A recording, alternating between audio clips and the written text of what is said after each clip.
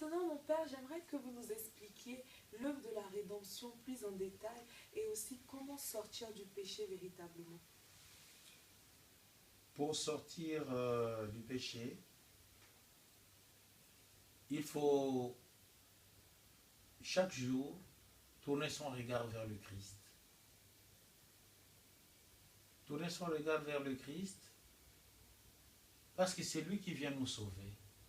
La rédemption, en d'autres mots, en d'autres termes, c'est le salut. Et le sauveur, c'est le Christ. L'unique sauveur que nous avons, c'est le Christ qui vient nous sauver. Il vient nous sauver par son sang. Son sang nous purifie de tout péché, de tout mal. Et ce sang qui nous purifie de tout péché, de tout mal, c'est le sang de quelqu'un qui a pris nos péchés et qui est devenu péché lui-même. Le Christ non seulement a pris nos péchés, mais il s'est identifié au péché.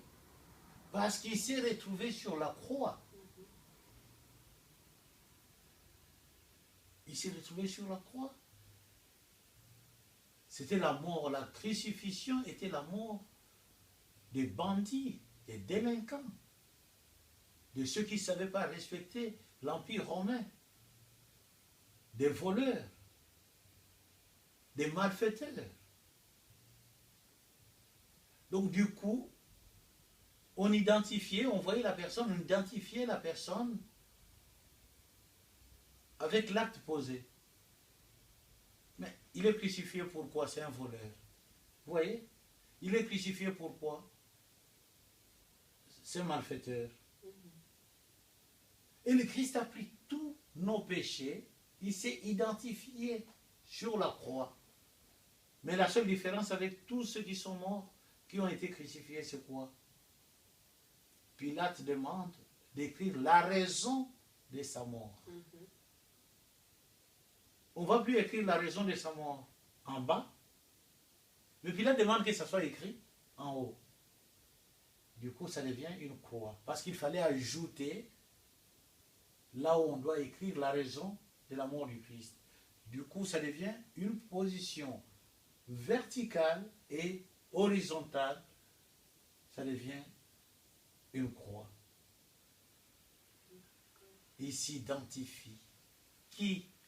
Le roi des Juifs. C'est lui le sauveur. C'est là le lieu de notre rédemption. Par la croix, il nous a sauvés. Et nous devons regarder la croix, contempler la croix. Vous voyez? Contempler la croix. Donc on ne peut pas regarder un être, moi je ne peux pas te regarder avec envie ou avec haine. Non, ce n'est pas possible. En te regardant, je vois en toi l'identité du salut. Je vois en toi un être sauvé par la croix du Christ. Et le fait de te voir comme ça doit être une conviction en moi, que moi-même je suis sauvé depuis les jours de mon baptême. Vous voyez? Même si après le baptême j'ai fait des péchés, mais je recours à la confession.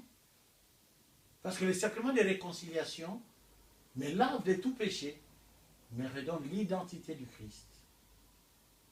Et je reste toujours en état du salut. Je recherche l'état de sauver. Je suis dans l'élan de la rédemption. Mais si je tombe dans le péché, c'est moi qui tombe, librement et volontairement. Parce que j'ai consenti. Si je tombe dans le péché, je ne fais pas cet effort d'aller me purifier. J'ai fait l'information. Seigneur, j'ai péché, Seigneur, j'ai péché. Seigneur, j'ai péché. C'est facile de dire, ah, j'ai été gourmand. Mais c'est difficile de dire. Hein? C'est facile de dire, j'ai été gourmand. Mais c'est difficile de dire que je passe mon temps à l'ordinateur en train de regarder des films pornographiques. Mais qu'est-ce que je regarde? Vous voyez? Qu'est-ce que je regarde? Les gens ont honte de dire des trucs comme ça. Ils ont honte. Tu vois? C'est facile de dire, j'étais en colère. Mais ce n'est pas facile de dire que je dépense mon argent à donner à des prostituées. Cet argent, au lieu d'aider les pauvres qui sont autour de moi, qui n'ont pas de quoi manger, qui n'ont pas de quoi, mais je prends cet argent pour donner aux prostituées. Oui. Mais facilement, je peux dire, oh, je suis tout le temps en colère, je suis tout le temps en colère. C'est facile de le dire. Parce que c'est ce que les gens voient. Et je dis, mon péché, c'est ce que les gens voient. Mais il y a aussi un péché intérieur. Comment je vis intérieurement. Parce qu'il n'y a que Dieu qui voit ça. Et je dois dire ça à Dieu. Vous voyez? Je dois dire ça à Dieu. Et souvent, quand nous faisons les prières, je fais la prière de demande de pardon, nous oublions de confesser ce qui est au-dedans. Parce que ce n'est pas ce qui entre qui nous salit, qui nous suit. Ce qui nous suit, c'est ce qui sort de nous-mêmes. Mais souvent, on n'en parle pas. On parle de ce que les gens voient. Vous voyez? C'est ça. L'élan pour rester dans la rédemption, dans le salut. L'œuvre de la rédemption, c'est notre salut. Nous avons été créés pour être sauvés, et non pour la mort éternelle. Et si nous comprenons cela, la première préoccupation que nous avons sur cette terre, c'est de retrouver notre identité. Nous poser la question d'où nous venons et vers où nous allons. Et du coup, nous allons soigner ce départ. Et pour sortir, rester dans l'œuvre de la rédemption, rester dans le salut qui nous vient du Christ, pour rester dans cet élan, il y a Saint Paul qui nous dit, nous sommes comme des athlètes en train de courir. Il faut gagner le prix. Mais avant d'aller courir, il faut d'abord l'entraînement. Il faut l'entraînement. Nous voyons aux Jeux Olympiques comment ça se passe. Ils se sont entraînés avant d'y aller. Et quand ils y vont, c'est pour sortir avec des médailles. Nous aussi, notre prix, notre médaille à nous, c'est le royaume des cieux. Donc avant d'y arriver, nous sommes sur cette terre pour nous entraîner. Pour nous entraîner, laisser ce qui pèse, prendre l'essentiel. Les athlètes, parfois, ils ne mangent pas. Ils travaillent durement. Et nous sommes appelés, parfois, bon, suite à ce péché qui me colle, qui s'entête, qui ne veut pas me lâcher, mais Seigneur, pourquoi ne pas prendre tel jour, jeûner et prier, pour que ta grâce vienne me toucher, que ce péché-là ne continue plus dans ma vie. Parce qu'il faut que j'arrive aussi à témoigner un jour que j'étais accroché à tel péché, mais je suis sanctifié. Je ne fais plus le même péché. Mon témoignage peut entraîner les autres à utiliser le même moyen que moi pour se débarrasser de péchés qui les accrochent sur la peau. Le péché, c'est comme les sangsues. Les sangsues, quand ça te prend là, avant de tomber, il faut que ça soit, que ça te vide les sangs, ça soit plein de sang, et ça tombe. Le péché, c'est comme ça. Le péché, ça nous prend sur la peau. Le jour où le péché tombe, c'est le jour où nous allons mourir avec pour nous retrouver en enfer. Mais comme on ne veut pas se retrouver en enfer, qu'est-ce qu'il faut prendre? Il faut prendre le moyen pour se débarrasser des sangsues. Voilà ce que nous avons à vivre comme réalité. Et pour vivre cette réalité, il y a la parole de Dieu. Se nourrir chaque jour de la parole de Dieu. Ça ne suffit pas d'écouter seulement la parole de Dieu. Il faut lire soi-même la parole, à moins qu'on dise qu'on ne sait pas lire. Ça peut arriver. Mais quelle est la parole qui nourrit ma journée? Comment cette parole peut me permettre de regarder autrement les autres? Comment cette parole peut m'aider que je sorte de mes humeurs à moi qui indisposent les autres? Parce qu'il faut que les gens voient le fruit de ma prière dans ma manière de vivre avec eux. Je n'ai pas à dire que j'ai pris. Non. C'est en me voyant vivre. Les gens vont dire, réellement celui-là, il est connecté. Il est connecté sur le bon réseau qui est le Christ. Mais comme beaucoup sont déconnectés, nous prions, nous prions, nous prions, nous prions. Mais dans la réalité, il y a des gens qui disent même pas bonjour aux gens qui prient. Hein. Pourquoi? Parce qu'ils disent, oh, mais celui-là, non, non, non, non. Il est plus qu'un lion. Vous voyez, il est plus qu'un lion. C'est que je n'ai pas encore travaillé en moi, ce qui empêche les autres de s'approcher de moi. Et c'est pas bon. C'est la parole de Dieu qui révèle. C'est la parole de Dieu qui nous dit comment vivre avec les autres. Parce que nous sommes spirituels. C'est notre état spirituel qui doit changer le monde. Ce n'est pas notre être bon qui va changer le monde. Non. On peut être bon le matin. Le soir, on devient mauvais. Le soir, on devient mauvais. Mais si on est spirituel, on est là dans les discernements. Discernement des esprits. Parce qu'on est spirituel.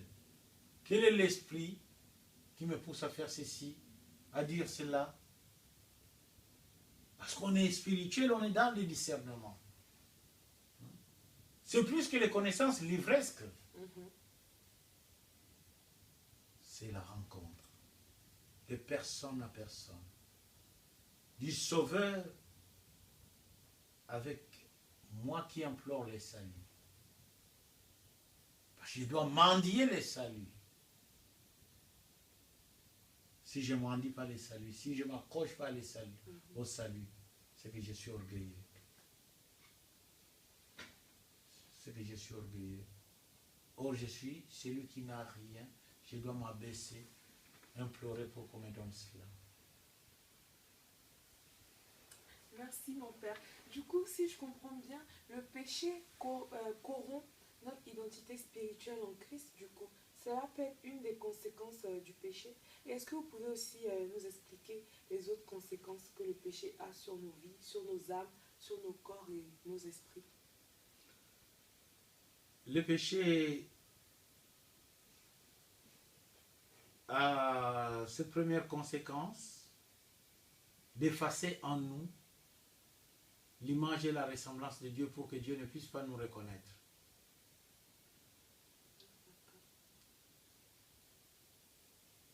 Et quand le péché efface en nous l'image et la ressemblance de Dieu pour que Dieu ne nous reconnaisse pas, qui va nous reconnaître? C'est Satan. Et pourtant, nos noms sont inscrits dans les livres de vie depuis le jour de notre baptême. C'est ce que nous oublions. Ça, c'est la première conséquence. La deuxième conséquence du péché, le péché nous envoie à détruire le monde. Parce que quand Dieu a créé le monde, la conclusion, il a dit tout ce que j'ai créé est bon. Mais il faut que le péché détruise ce que Dieu a écrit. Pour que Satan se moque de Dieu en disant tu avais dit que c'est bon, regarde. Est-ce que c'est encore bon? Mais c'est une conséquence mortelle. C'est la mort de la société. Et ça vient du péché. Ça vient du péché. C'est comme un enfant à la maison, un enfant qui vole. Il dit, j'ai volé, c'est un exemple que je donne, j'ai volé 2 € à la maison. Mais tu as volé plus que ça. Parce que tu as volé ce vol-là touche chaque personne qui habite cette maison. Chaque personne est touchée. Tu as blessé combien de gens dans cette maison-là? Or, la société commence à la maison. Comme l'église commence à la maison. C'est l'église domesticale. Tu vois? C'est la destruction. La conséquence. La deuxième conséquence touche à des êtres humains. La destruction de la société. La destruction du monde. Pour que la conclusion de Dieu ne tienne plus sa route.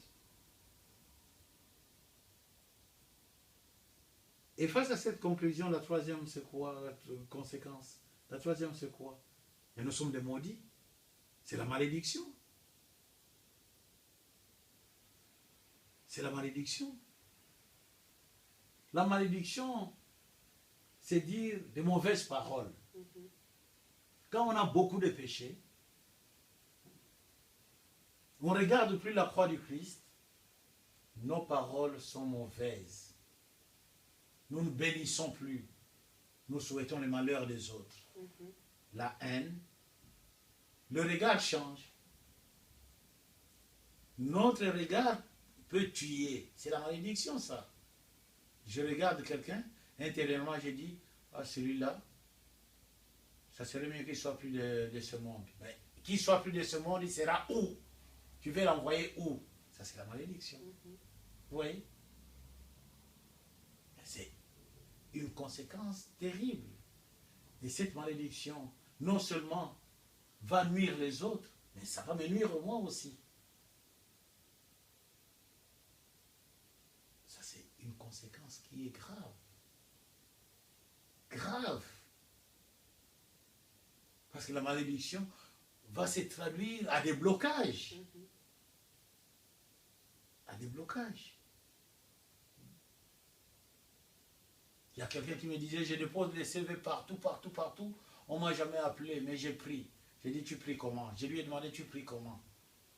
Tu déposes des CV, tu pries comment? Avant de déposer les CV, j'ai pris même pour qu'on prenne mon CV, qu'on lise mon CV. J'ai dit, tu pries même pour ça? Oui. Avant de déposer? Oui. Est-ce que tu pries pour celui qui va lire les CV? Est-ce que tu pries pour la personne qui va lire les CV? Parce qu'il peut lire ton CV au moment où il est fatigué. Il peut lire ton CV au moment où il a ses problèmes de famille. Mais c'est complexe. C'est complexe cette histoire de la prière. Ce n'est pas parce qu'on a été à la chapelle qu'on a bien prié. Non. Non. On peut être à la chapelle, on ne se dit pas bonjour, on est des ennemis. Hein? Et des ennemis peuvent se retrouver à la chapelle. Quel est le Dieu qu'ils sont en train de prier? Le Dieu de Jésus-Christ? Il aime que les gens soient ennemis? C'est l'hypocrisie. Mieux vaut ne pas aller à la chapelle.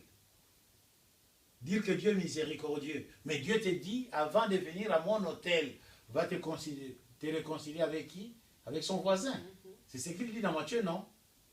Mais comment on peut aller avec son voisin à la chapelle, prier à l'église, et sortir de là, on est toujours ennemis.